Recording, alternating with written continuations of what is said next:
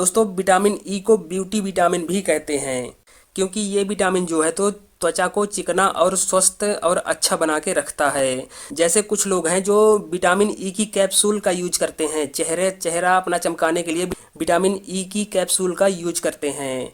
कोई क्रीम हो गई, उसमें भी विटामिन ई लिखा रहता है। तो दोस्तों विटामिन ई को लगाने से चमक नहीं आएगी चेहरे में। जैसे इस प्रकार से आप समझिए, कोई दीवार बन रही है, अगर आप लोगों को अपने घर की दीवार बनानी है तो आप पत्थर और मिट्टी से उस दीवार को बना दीजिए, उसके ऊपर जो है तो एशियन पेंट करवा दीजिए। तो जब बरसात का मौसम आएगा तो एशियन पेंट क्या करेगा, जब दीवार ही कमज़ोर है तो एशियन पेंट कुछ नहीं कर सकता है, तो दीवार तो गिरेगी ही। इसी प्रकार दोस्तों जो है तो विटामिन ई हमें आंतरिक रूप से लेना चाहिए, यानी कि विटामिन ई, जिन चीज़ों में विटामिन ई पाया जाता है उन्हें हमें खाना चाहिए, जिससे अंदर से चिकनाहट आए, अंदर से त्वचा को स्वस्थ बनाए। बाहरी दिखावे से कुछ नहीं होगा, ऊपरी अगर ऊपर से आप लोग विटामिन ई की कैप्सूल, विटामिन ई की क्रीम लगाओगे तो इससे कुछ नहीं होगा। विटामिन ई के जो अच्छे स्रोत हैं उनका आप सेवन करिए।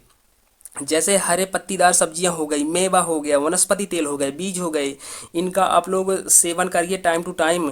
उसमें से जो है तो त्वचा अपने से निखरेगी, अपने आप आंतरिक खूबसूरती आएगी। इसलिए दोस्तों विटामिन ई को ब्यूटी विटामिन भी कहा जाता है। इस प्रकार की चीज़ें खाने से आप लोगों की त्वचा जो है तो चिकनाहट रहेगी, त्वचा में चिकनाहट रहेगी, खूबसूरती रहेगी, और स्किन जो है तो स्वस्थ रहेगी। ये वाल पुट्टी लगाने से कुछ नहीं होगा। ये दोस्तों अंकुरित बीजों में पाया जाता है। अगर किसी के अंदर विटामिन ई की कमी हो जाती है तो उसे अंकुरित बीजों को खाना चाहिए।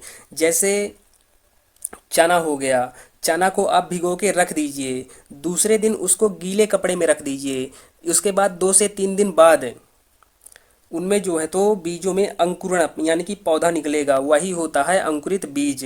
उसी में दोस्तों जो है तो विटामिन सी बहुत ज़्यादा पाया जाता है। आँखों और त्वचा को स्वस्थ बनाए रखने के लिए बहुत ज़रूरी है।